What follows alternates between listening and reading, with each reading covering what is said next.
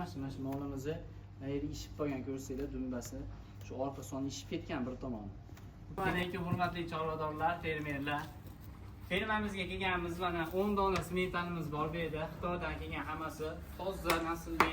Urug'ga olaman deganlarga ham 1 tonna 200, 1,5 tonna qilaman deganlarga ham juda zo'r narsalarimiz. Bularimiz yoshlari 8, 9, 10 oyliklar. Oxirigacha ko'rib tursanglar, to'liq ma'lumotini berib o'tamiz. Bu mollarimiz qayerdan kelgan, necha bosh kelgan, nima hujjatlar ketadi buni olib kelgani, barchasini aytib o'tamiz. Kilolari, narxlari, yoshlarini hamma yo'g'ini aytib o'tamiz. Xo'p aka, endi sizga bu mollar bo'yicha bir ikkita savollarimiz bor. Instagramdan, Telegramdan kelib tushayotgan savollarimizdan beramiz. Bu mollarni qayerdan olib kelgansizlar? Xo'p aka, bularimiz Xitoy davlatidan kelgan. Xitoyda ichki Mongoliyasi, Inner Mongoliyadan kelgan mollarimiz bular. 72 bosh edi. 10 ta qoldi, bulardan sotdik, donaga sotdik.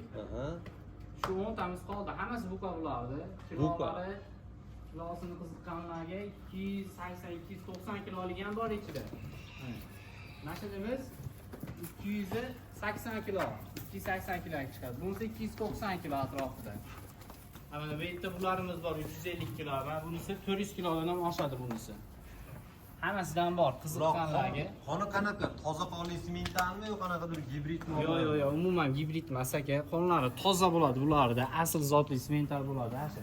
Haqiqiy avstriyskiy sementaldan olib kelib Xitoyda ko'paytirilgani bular.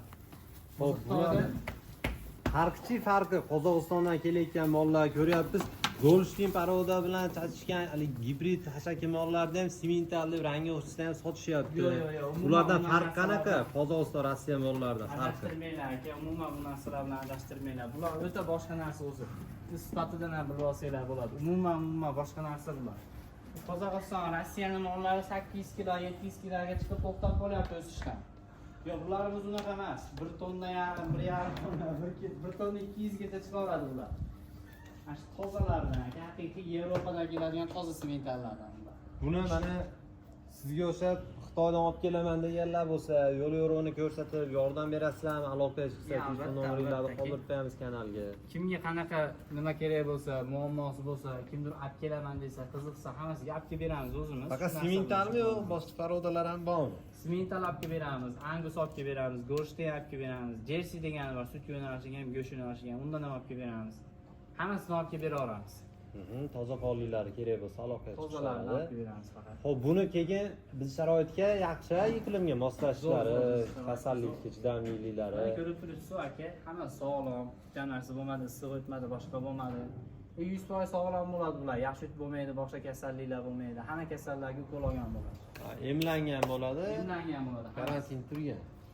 Buni qanaqa? Karantin turadi aka bu Xitoyda. Qanaqa mollarga qo'shgan yaxshi buni? Hozir urug'likka olaman degan ko'p bo'lyapti.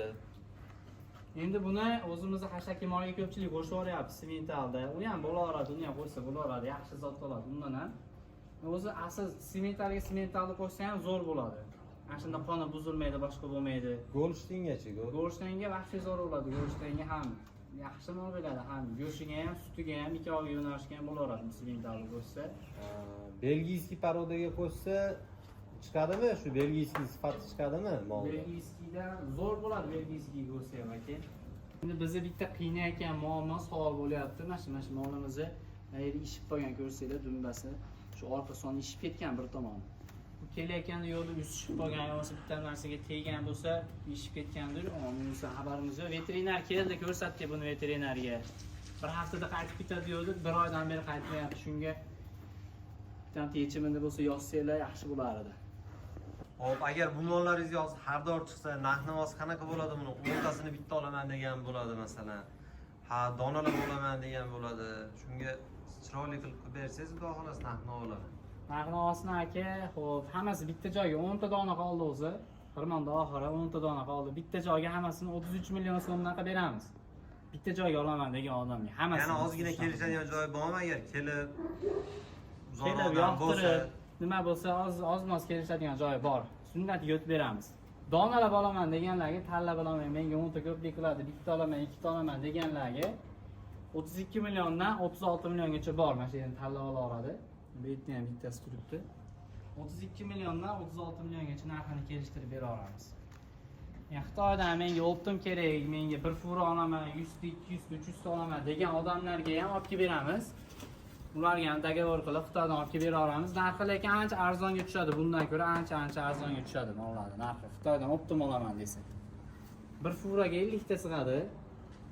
2 fura, 3 fura, 4, 5 fura qancha bo'lsa olib kelib bera olamiz. Hammasi o'zi borib, ko'rib, ko'zi bilan tanlab oladi. 100% ishonchli, sifatli bo'ladi. O'ta yuvosh ekan mollar. Nishada yuvosh bo'ladi hammasi. Usmaydi, boshqa qilmaydi, tepmaydi. Juda ham yuvosh hammasi.